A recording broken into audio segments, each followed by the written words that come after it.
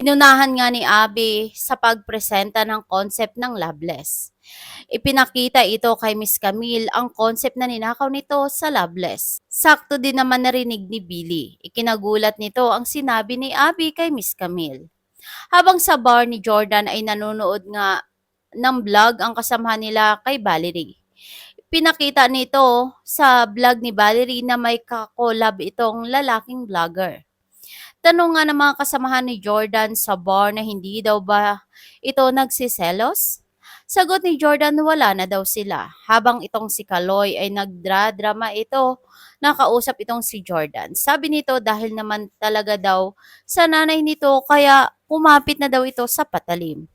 Naikwento naman ito ni Jordan sa mga kasamahan nito na marami naman pala talaga daw pinagdaanan itong si Billy. Sagot ni Jordan, kaya daw ni Billy yon. Nagmamadali nga itong si Billy na pinuntahan si Abby at tanong ni Miss Camille kung ano daw ang ginagawa ni Billy sa opisina nito. Tanong agad ni Billy kay Abby na paano daw napunta kay Abby ang concept ng Loveless. Malakas na sagot ni Abby, concept nyo, wag daw angkinin at sabi ni Billy sa kanya. Sa galit nga ni Billy ay hindi na nga ito nakapigil at sinampal ni Billy itong si Abby. Sinampal din naman ito pabalik ni Billy. Sinampal din naman ito pabalik ni Abby itong si Billy. Pakaabangan nga natin kung maniniwala kaya itong si Miss Camille na ninakaw lang talaga yon ni Abby ang concept ng Loveless.